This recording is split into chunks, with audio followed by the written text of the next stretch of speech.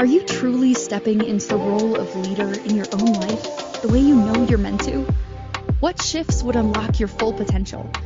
It's time to explore those answers with the host of Sacred Leadership, intuitive business coach Sherisse Alexander.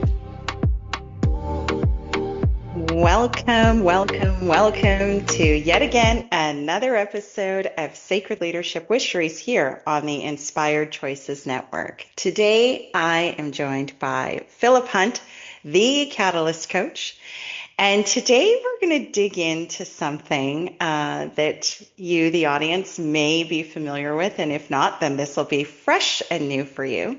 But the question I would pose is, what does it cost a man to stay armored? And what becomes possible when the moment he sets it down? In today's episode, myself and Philip will be tracing the passage from the wounded masculine to the divine masculine, the conditioning so many men inherit, the reckoning that finally cracks the armor open, and the grounded present strength waiting on the other side.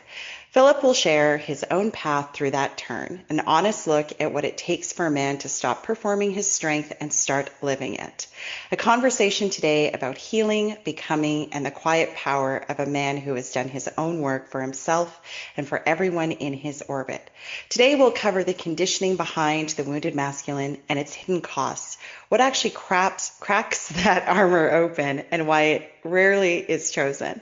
The disorienting middle, where the old self can no longer exist, and the not yet new self has actually evolved and taken full form. The divine masculine as embodied strength, which is protection without control, and why this work ripples outwards to partners, children, teams, and culture. So welcome back again, Philip, today, and thank you so much for diving into what I consider to be a critical part of the conversation when we talk about leadership. Yeah, thank you. Happy to be here, and I'm looking forward to this journey. This is a new angle, so we'll see how we explore here. Yeah, I mean, I think I shared with you that this particular topic I've been circling the drain for a little bit, and I was calling it the divine masculine. But the truth is before you can get to embodying the divine masculine, there is the work of the wounded masculine. And I think that, some people might pose the question, well, why? Why am I bringing it forward right now? And to be honest, when I reached out to you, I had been sitting down and I was watching something on TV, and there was a lot of trauma and drama on this particular show that I was watching. But when I took a step back objectively, when I could see outside of that was just how much pain was being depicted on this particular show, and on both sides, not just, it was a man and a woman that were airing their laundry on air, but it was just the immense amount of pain that I was witnessing on both sides of the equation. Here was this woman who was talking about all of these things that she needed, that she wanted, that she desired. She felt like she was being pretty clear and consistent. And on the other side was this complete wall. Like, it was so visible, this wall of like this mask and this, this display of I'm completely unaffected. And so the reason why I think that it's such an important part of the conversation around leadership is that I think it's been my observation that I don't believe that it's that men don't want to be able to show up. It's that they haven't necessarily been given the tools to access that easily. So what are your thoughts around the importance of the wounded masculine to divine masculine journey? It's extremely important. It's going to be transformational for all of humanity, and it's not easy. We can have the tools, but it's easy to the degree to which you're willing to die to yourself. And the whole woundedness puts up this guard and this self-defense and that wall that you spoke of. And so getting past that guard is the journey. And that's where you really find who you are, who you are in God, and then you're able to connect and resonate with other people better because there's not that wall anymore within yourself or between you and them. So it's extremely important in family, in business, in corporations, with employees, with superiors, with inferiors. We're in constant communion and connection with people. And the more we're blocked or divided from ourself, the more we're going to be blocked and divided from others. So this is a very important conversation. Perfect. And the question that immediately comes to mind, because I mean, you and I work in this space, so the terminology is clear and makes sense. But for those who might not know even what that is, what is the divine or the wounded masculine? What does that look like? How would somebody be able to identify themselves in there? And for the audience that is listening, this is not judgment. This is not, I don't love labels, but it's just, I would say, a category of characteristics that you might be moving with that would say, oh, hey, I might be showing up like this. This might be a part of where I am at this point in time. But in your opinion, what does that look like? Yeah, so we all embody both masculine and feminine energy, right? So the masculine is more the doer. If you look at a sexual relationship, the man sows the seed and the woman receives the seed. So the man's the doer, the woman's the receiver, the receptive. Um, so you have a lot of masculine energy in the corporate world because you got to do stuff, we got to get stuff done. And a lot of times we neglect or suppress the feminine part, which actually is where real powerful manifestation happens, but we neglect it to just get things done. But it comes at a cost. And it's important to have balance in every area of life. And when you don't have that balance of the masculine and feminine, then you're going to be neglecting something. You're going to be missing something and you're going to be overcompensating in one way. So it shows up in neglecting and suppressing your emotions and just pushing people aside and, mission over people or profit over people. And it down the line, it can create some major, major problems with your employees, with divorces, with trauma, with all sorts of things. And it really comes from the woundedness of your identity. And a lot of people are trying to run into that masculine energy to try to make themselves feel better about themselves from a deep place of a deficit because of whatever, their parents not believing them or a traumatic relationship or a boss firing them. There's so many ways and angles that this can manifest, but um, so the masculine is the doer, and if we overcompensate and get too much in the doer, we're going to neglect the other things that really matter and push things out of our way just to get that mission done. And it's not worth it. And a lot of people get to that point where they burn out or they lose their family or lose their job and realize my priorities were all messed up and this wasn't worth it. And it's because of things out of order in the soul. Hmm. And so you've just described what it can, at a high level, manifest like in a corporate or institutional organization with somebody who might be in a position of authority and power over other people in the context of work. What would that, in your observation or even in your experience, what would that look like for someone in a more personal space and place? Yeah, so oftentimes we carry it home to our family, to our home life. And it's the masculine, it's a lot of doing and not a whole lot of like being and sitting with Mm, yourself. And so when you have all the pressures of the world and I have to make the money and do the thing, you're so in your head and you're so focused on getting the thing done and not really considering the repercussions or the implications of what is that costing you. mhm. Everything comes with a cost. You're going to trade something for no matter what you do. And the question is the cost worth it? So you come home and you may, your wife asks you something that, triggers you because you're upset at work, and you just blow over her emotions and run away or storm away or take it out on your children. There's so much emotional turmoil and overload that gets spilled out on family or on friends or whatever. And it doesn't seem at all logical to them, but there's a cause and effect within. Mm-hmm.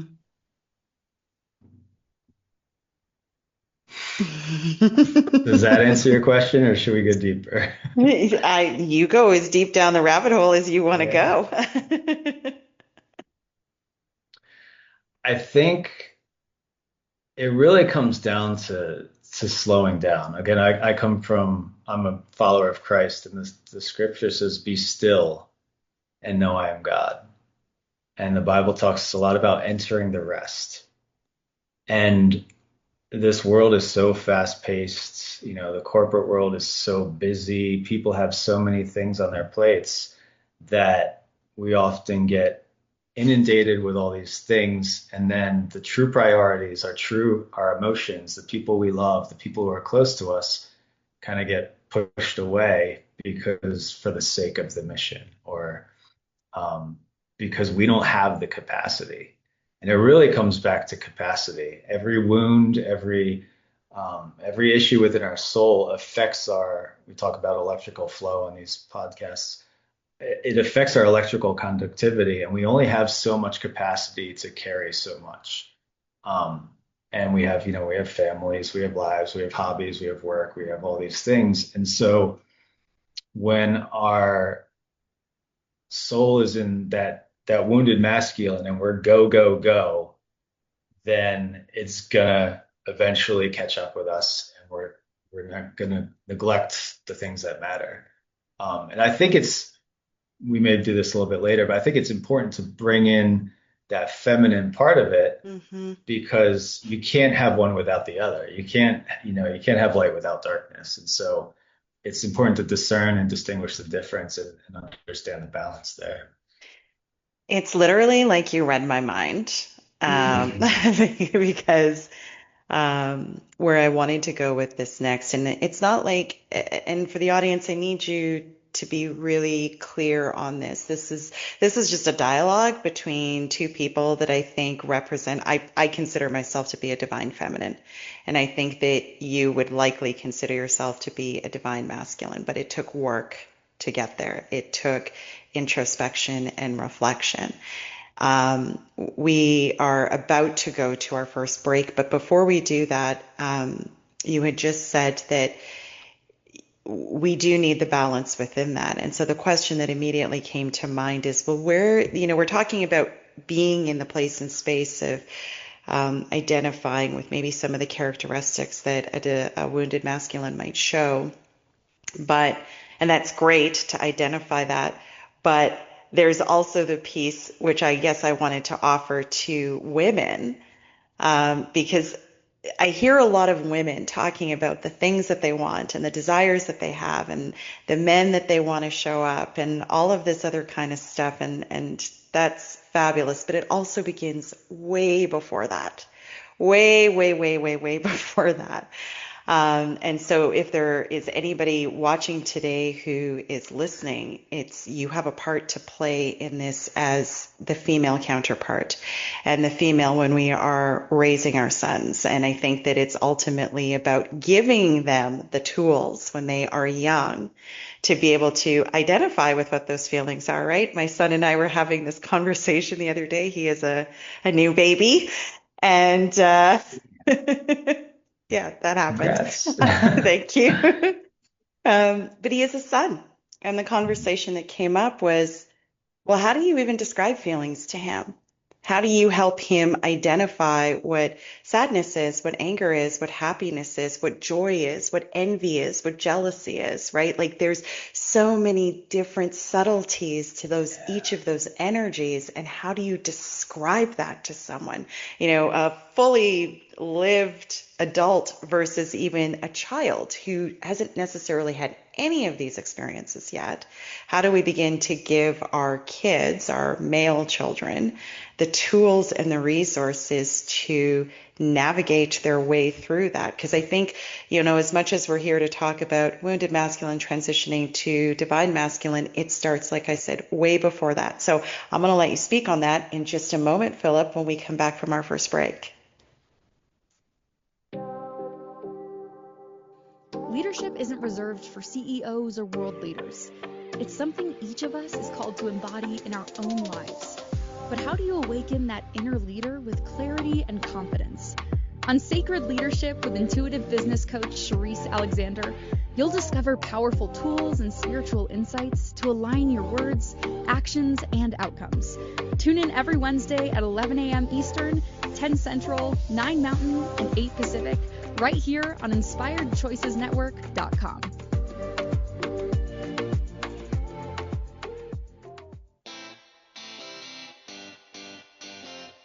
Are you a subject matter expert? Are you here to share your expertise with an audience waiting to hear from you in only the way you can deliver?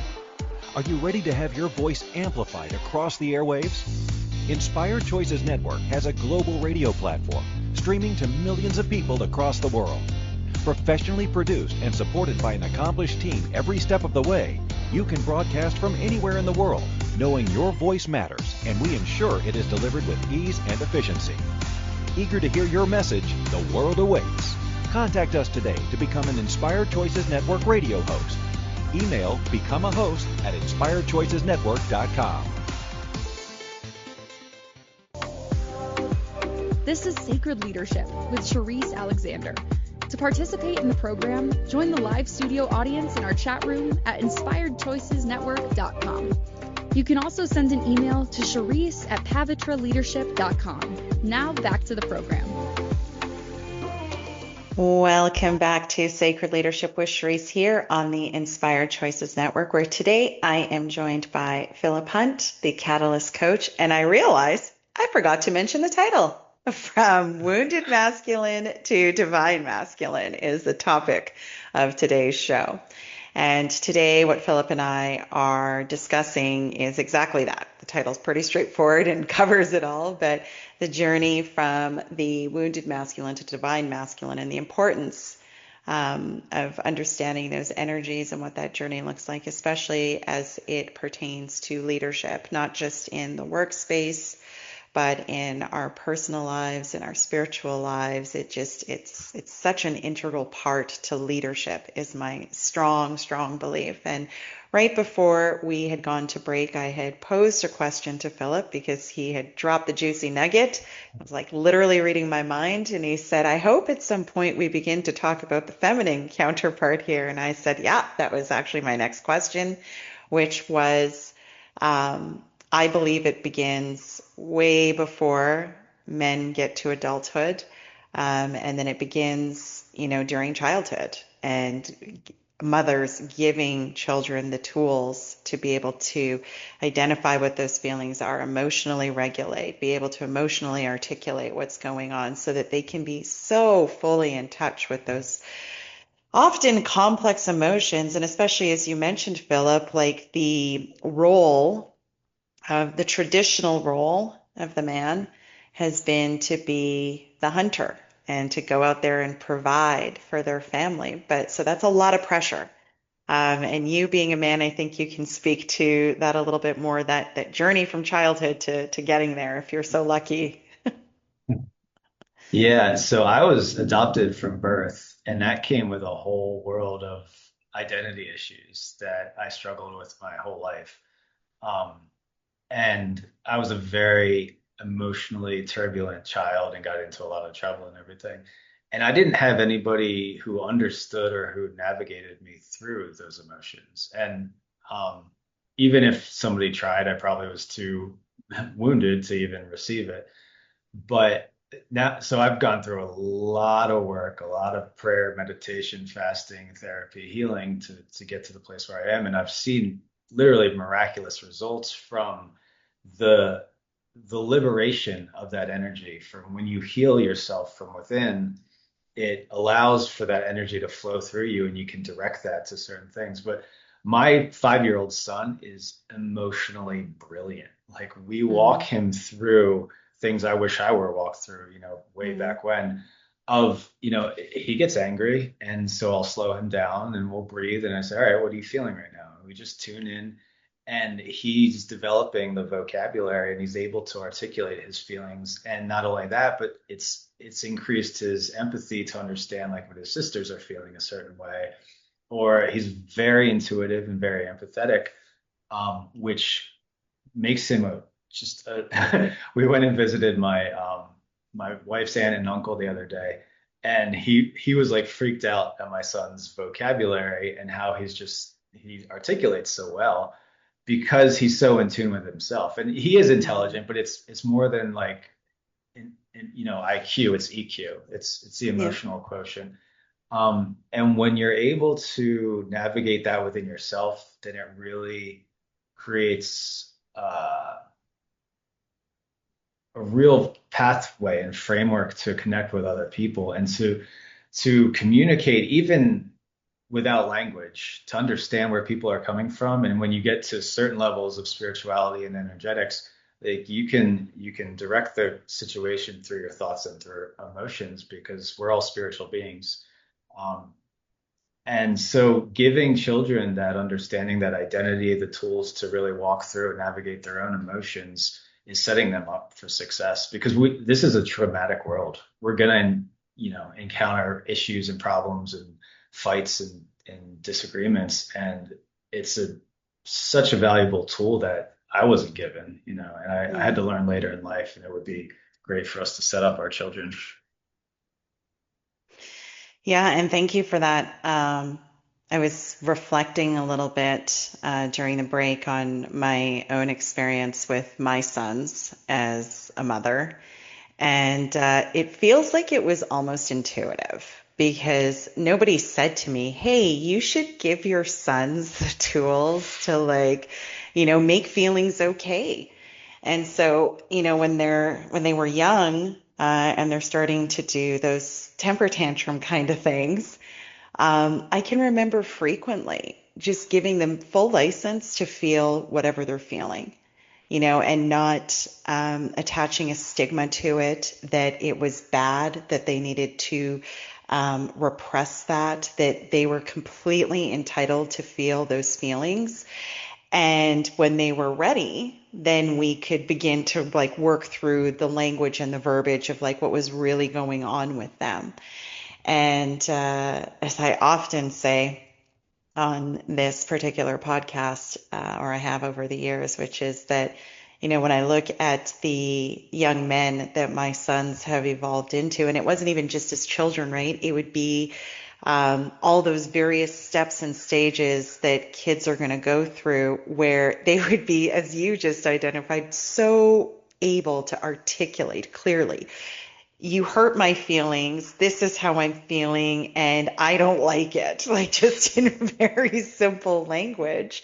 That as I watched them going through those often tumultuous teenage years, and they were coming up with or facing things that, would trouble a teenager, the evolution within that is I would say to them, oh, wow, it seems like you handled that beautifully. What you're experiencing now is not that far off from adulthood. And sometimes I think that as being adults, we really can minimize what kids go through or teenagers go through. And if anything, what I did was validate them so that they would know that you're really doing a good job of using these tools to navigate this. Like, not to say that you're not going to have any future issues, but keep doing what you're doing because it's serving you well. And so I just bring that up.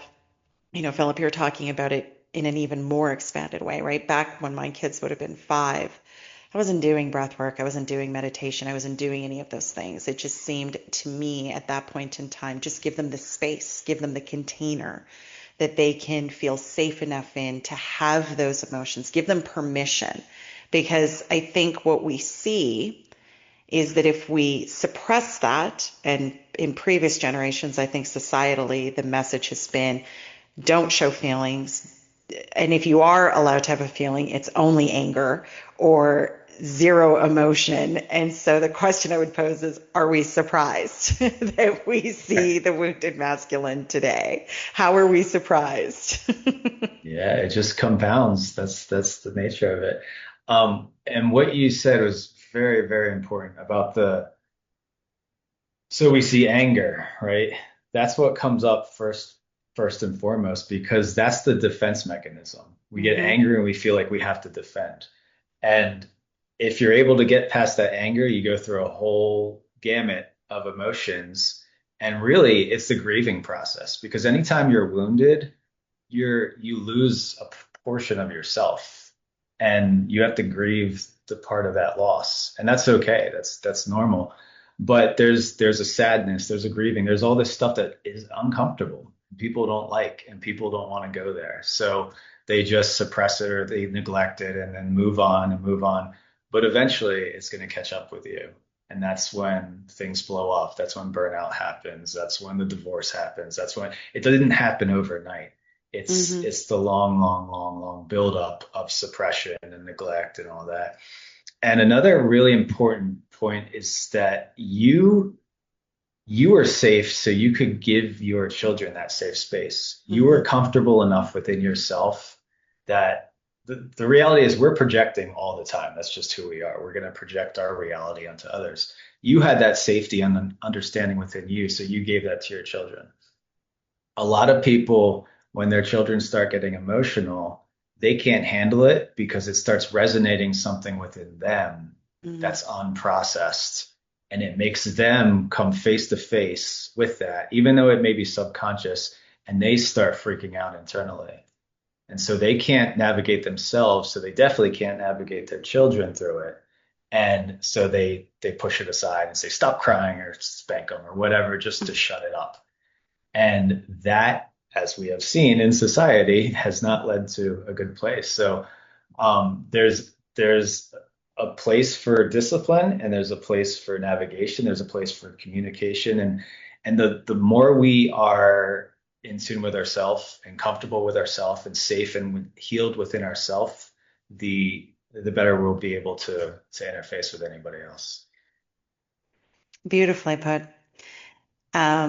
What occurs to me, we've talked a little bit about, those formative years and what we as parents and, future parents can do. Um, but let's move now through to the transition piece. So, or we can at least begin to have a conversation around this.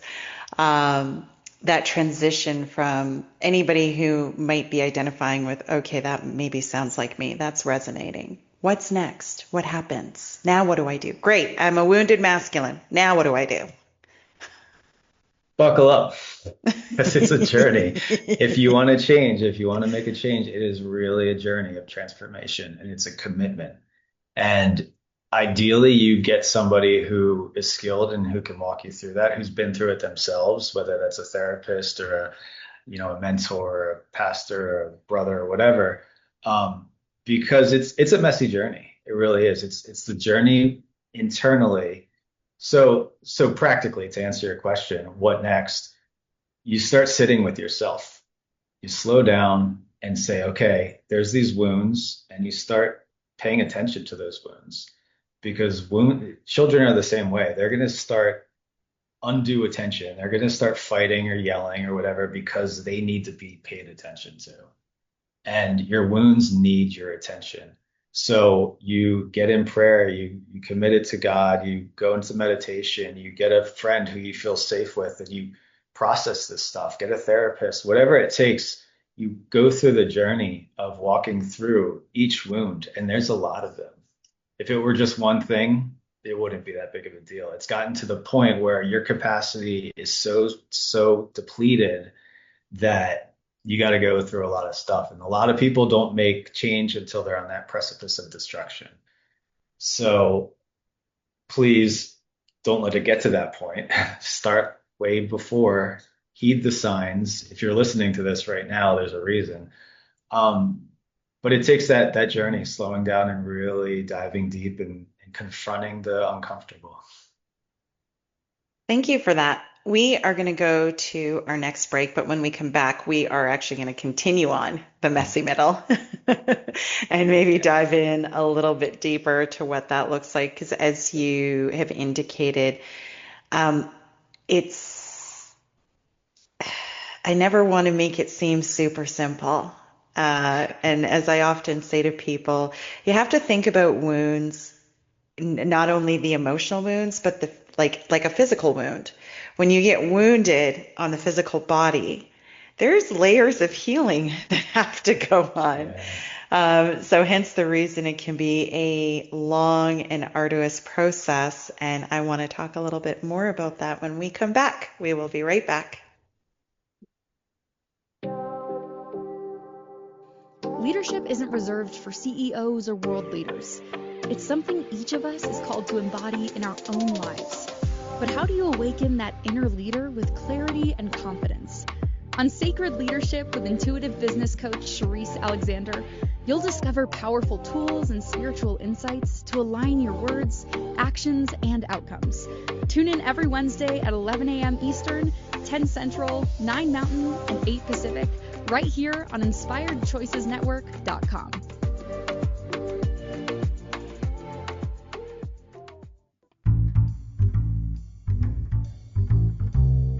How wonderful would it be to carry your favorite Inspired Choices Network host with you throughout your day? Well, now you can. Inspired Choices Network now has its very own mobile app. Our free app offers live streaming shows, along with thousands of podcasts and TV episodes. Our shows cover a wide variety of topics. Whether you're waking up with us, carrying us through the day, and taking us to bed with you, we're always here for you to enjoy. We're easy to find. Just search for Inspired Choices Network in the Apple App Store or Google Play Store. This is Sacred Leadership with Sherisse Alexander. To participate in the program, join the live studio audience in our chat room at InspiredChoicesNetwork.com. You can also send an email to Sherisse@pavitraleadership.com. Now back to the program. Welcome back to Sacred Leadership with Sherisse here on the Inspired Choices Network, where today I am joined by Philip Hunt, the Catalyst Coach, and we are talking about from wounded masculine to divine masculine. And right before the break, the question I posed to Philip was, okay, great. You are beginning to identify yourself as perhaps a wounded masculine. And I said, okay, now what? And Philip talked about the messy middle. Back over to you, Philip, to maybe break that down a little bit more. Because, you made a very valid point around ideally having someone that you can walk with. But I think the other thing that I've observed, and for the audience, just let's be clear, I am obviously not male, or I'm not male. Let me make that clear. A lot of the observations that have encouraged me to bring this particular topic today is just exactly that. Observations of what I see in the real physical waking world. Of course, what you see on TV and media. And then in addition to that, just the various places that I've been paying attention to or listening to in terms of men actually quite simply saying, I don't feel safe. So the suggestion of hopefully find someone to walk with you on this journey, what if they just don't feel safe enough yet? Then what? Yeah, it can be a lonely road. For me, I did it with God. He walked me through it. It was and I'm still going through it. Think I'm through the bulk of it. But it was a very messy, intimate journey, and I didn't have anybody who understood what I was going through with the adoption, and then with we've talked in the other podcasts about like what God did and called me away from my whole life and business and everything. It was a very, very unique journey, and almost nobody could understand what I was going through. So I needed, God to walk me through that. And it you might be alone in it, and it's not fun, but that's also part of the journey, is that this is a journey of learning yourself. Mm-hmm. It's becoming to know who you are, not who your parents said you were, not who society says you were, not your failures, not even your successes, but like beyond all that, who are you? And what's holding you back from that true you? And that's peeling back the layers. That's getting deep into these wounds.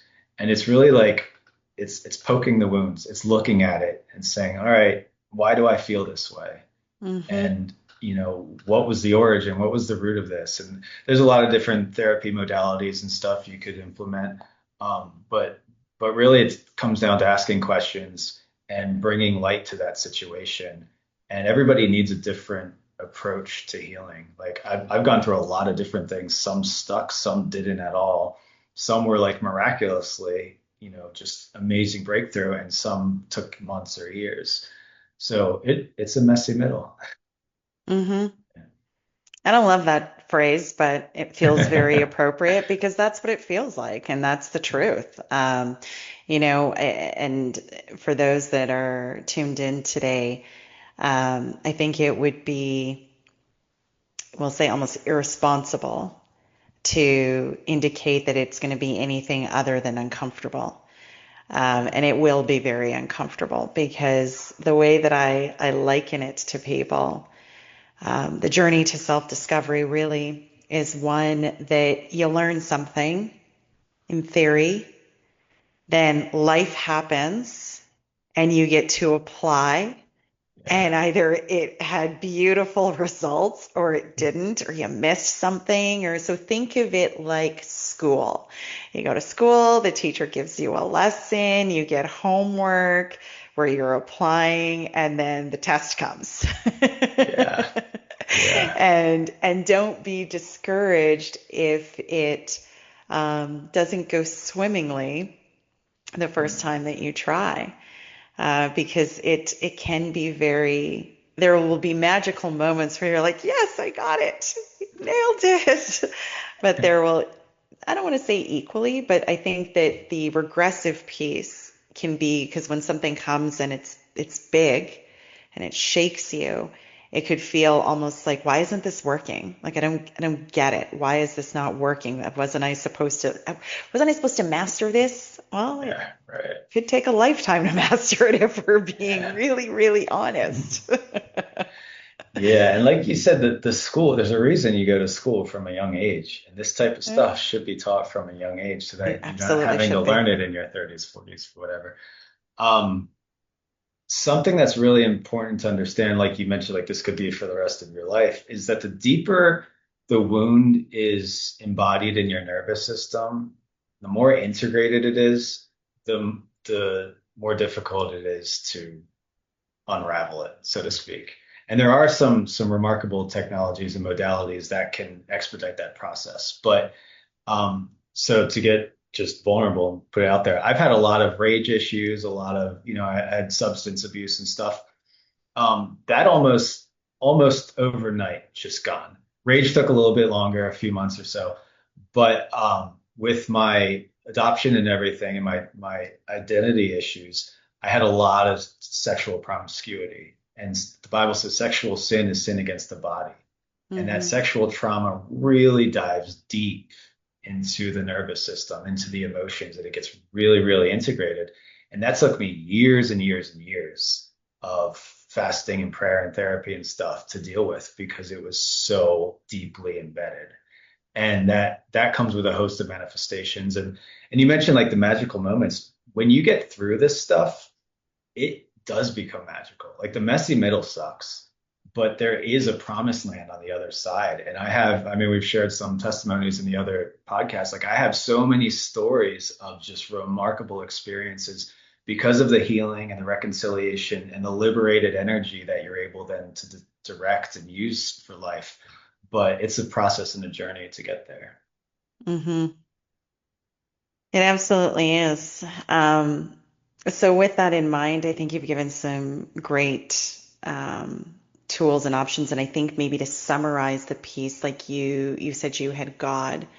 And the word that came to mind immediately was an anchor, and something that ultimately, and I would be very, very careful here. If we talk about God, the divine, whatever the God of your believing is, um, ultimately, I think we can all agree that it's something that lives within each and every one of us. And I think the reason why I'm talking about this anchor for a moment is it's important not to anchor to something that is outside of yourself. The whole point, as you mentioned, is to begin to build that love of self, that reliance of self, that confidence in self, because it is ultimately when you are anchored in that spark of you that is divine, which dwells within self, then we can really begin to show up as the divine masculine, because then you're not worried with outside noise. You're anchored in self.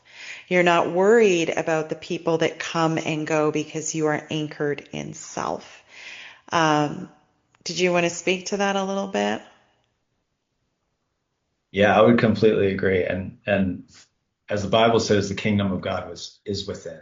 So, like you're saying, the external is just a reflection of what's flowing internally. From the heart flow the issues of life. And we put out this electromagnetic field. All those wounds, all those emotions, all those subconscious beliefs are leaking out into the ether and they're creating our reality. And so this whole process is learning to really gain mastery of your soul, of your emotions, of learning who you are, of becoming regulated, gain self-control, understand your emotions and your thought processes so that you can be intentional with who you are. Jesus was a master. Like there are masters that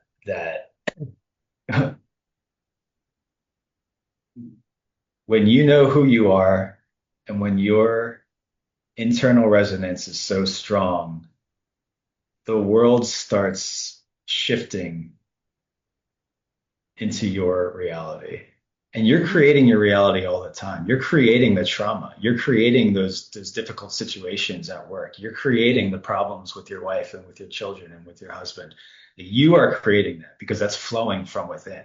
And that's a really powerful point because you're creating that, it gives you the possibility to take extreme ownership, take responsibility, and then you can shift that as well. But it starts with saying, hey, I'm responsible for me. This is my soul. This is myself.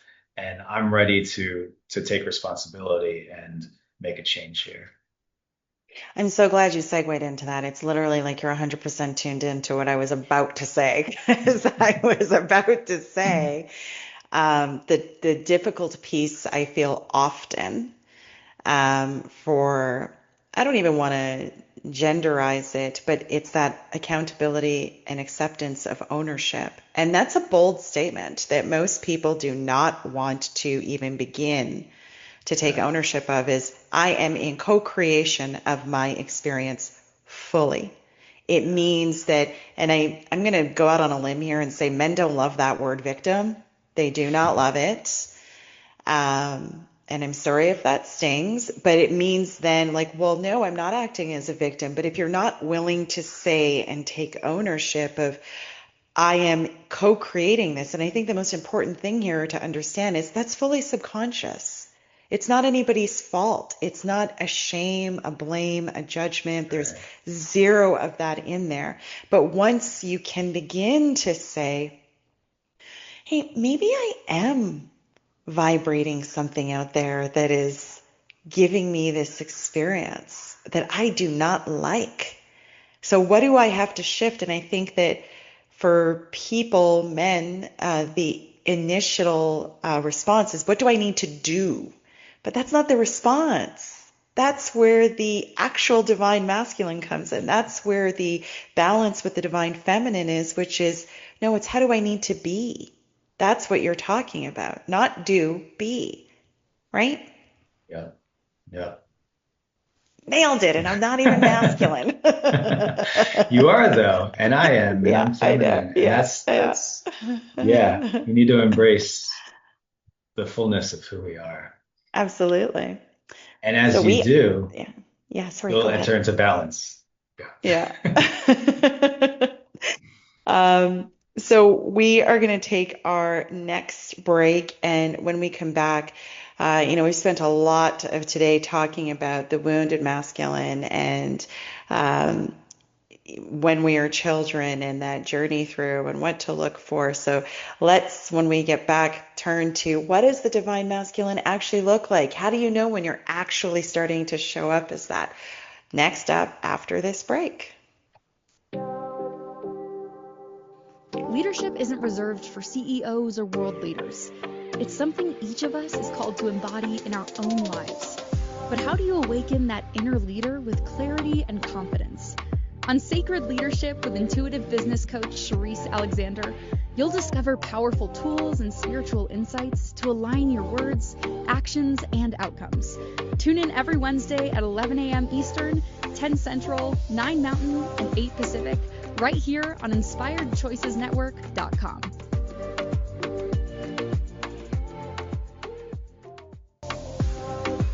This is Sacred Leadership with Sherisse Alexander.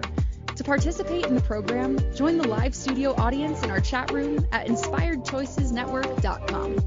You can also send an email to Sherisse@pavitraleadership.com. Now back to the program. Welcome back to Sacred Leadership with Sherisse here on the Inspired Choices Network, where I am joined by my friend, Yeah. Hey, Philip friend. Hunt, the Catalyst Coach. And we are covering the topic of from wounded masculine to divine masculine. I gotta say, I've really enjoyed this topic today. I didn't realize I was actually so passionate about it, but I really, really enjoyed having this conversation with you today. So allow me to start with gratitude. So right before the break, I had said, now let's move to great. You've identified yourself. You have some resonance with what you and I have talked about with here today. You've started doing the work either solo or in partnership with a professional or a spiritual team, etc. What does it now begin to look like when you are starting to embody what that divine masculine looks like? Yeah, that's finally the fun part after you get through the Mm-hmm. messy middle. And what I was saying right before the break is as you learn to embrace the feminine, which you need to get to the feminine part to truly get to divine masculine, because we embrace both. And as you get through that space, you show up more balanced and you're able to really better navigate and mediate any situation because it's no longer about you and your defensiveness. It's you're able to connect on a deeper level with other people and you see them for who they are. It's less of a my agenda and I need to get what I need to get done. And like it, so in corporations or in business, it's kind of like the pushy salesperson Mm-hmm. versus the salesperson who's there to serve and who's there to educate and to lead you and guide you into what you truly need based on who you truly are. And a good salesperson with ethics will know when to say, hey, this isn't for you, thanks for your time, versus just plowing over and trying to force the sale at any cost. And so it's it's becoming more selfless. It's becoming more understanding of where people are because you're more understanding of who you are. And it brings a lot more peace and just harmony to your life and relationships.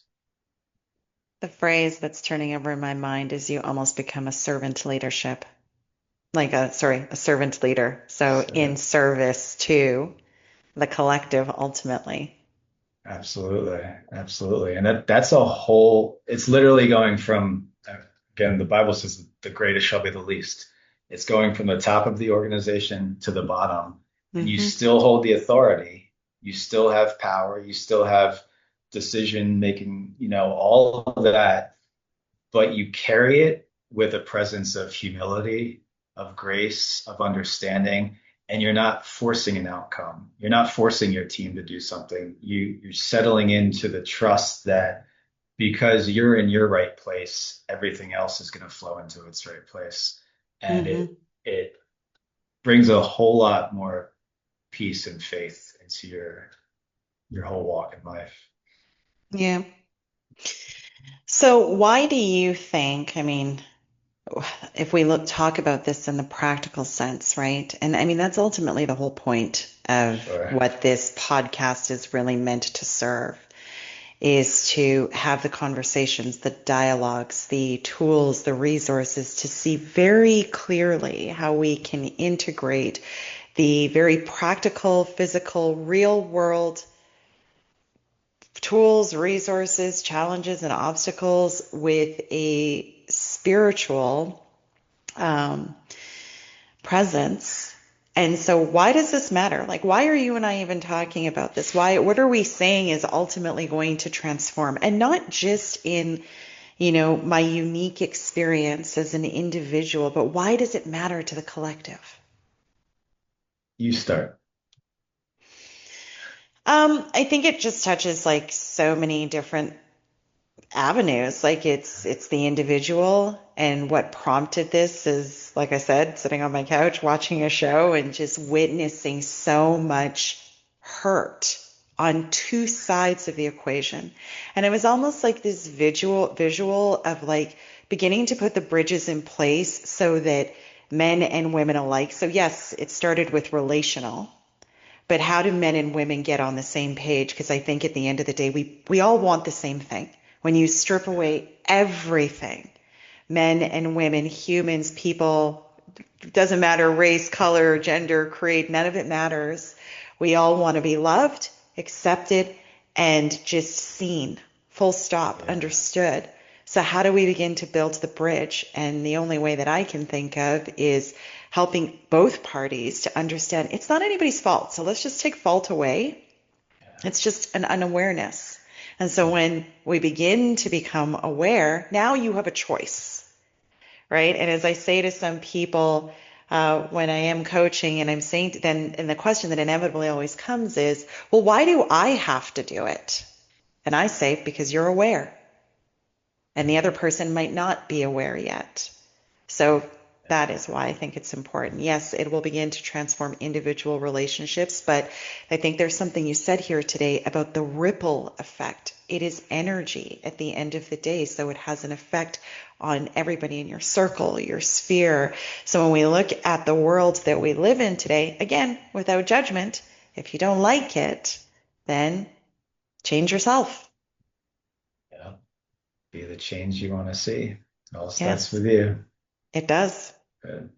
And you're absolutely right. We need both parties because, like, how do you make a baby? You need masculine, you need feminine. That's the power of creation. That's the power of manifestation. And it's the same thing. The only way to really truly change the world is we need both parts. Mm-hmm. And if we've gone, I mean, the business world has been largely a man's world, and we see where that's gotten us. And so we need both parts in family. We need it in business. We need it in the world, because that's how we were designed. And when we honor our divine design, then we get divine results. So beautifully said. Mhm. Thank you. Mhm. I really appreciate you diving into this conversation with me today and sharing a little bit more about yourself and your journey to becoming, I'm labeling you this way, so I hope that you're owning the Okay. label of being the divine masculine. You're very welcome, and thank you. Um, Excellent. yeah. Why are you so passionate about this? I think that realistically speaking, it's listening to the women around me, right? It's to me, it's everywhere. It's in my circle. It's on TV. It's in the media. It's on Instagram. It's on TikTok. Just this massive discontent. And I know in those conversations that I have with women, I'm generally playing the advocate and saying like, it's he needs a space. So how can you be that space? How do we begin to take those walls down? So I would guess I would say for the feminine. Thank you for joining me today, Philip.